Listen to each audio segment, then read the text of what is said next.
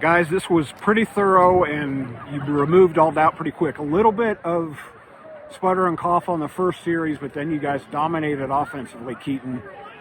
Did it kind of take some time to realize that Pantego had some athletes over there? You kind of had to find ways to execute. No, sir. Honestly, we knew coming into the game that they had some athletes, and I think just getting those first quarter nerves out in that first drive, I think we didn't execute our plays very well. But coming out on that defensive stop, that was huge to bring our offense up. And our O-line put us in great spots being able to throw the ball and run the ball. That's how you win a game. I want to come back and ask you about something else. But first, Major, he mentioned the offensive line. You're a big part of that. You're also part of the defense.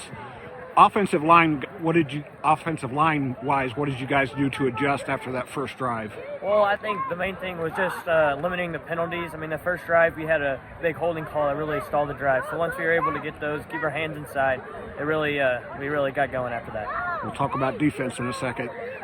Keaton, it looked like they wanted to take anything deep away early on. So Welker came out and he ran a little bit, and that kind of loosened them up, and then you guys were able to take those deep shots. Yes, sir. When he can do that and kind of get the defense on skates a little bit, how much does that change things for you guys? Oh, I mean, when the O-line lets us run the ball up the middle and they push that gap, I mean, that opens up the whole passing game, and Welker's going to put the ball in a perfect spot every single time. All I have to do is go up and catch the ball. He just got to put it in a great spot, and the O-line's got to be able to give us enough time to throw the ball.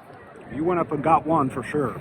I don't know that he didn't put it in a bad spot. He put it in a spot where I don't think anybody thought anybody was going to catch it. Kind of describe that play for me.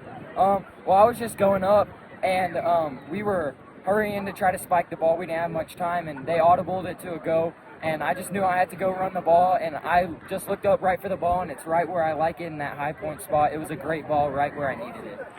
So defensively, Major, both you guys, they made some plays. They moved the ball at times, but you guys seemed to disrupt every time they were kind of threatening to score. I heard Coach mention the red zone defense.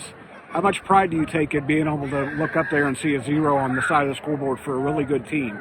We take a ton of pride in that. I mean, our red zone defense, we talk about that almost every day. We try to focus on that whenever we are in practice or anything. We always do that like every single day. So last week you guys got pushed. You had to dig down, find a way to win. This one's a little bit different, but these two together, how much does that kind of give you confidence, a shot in the arm now?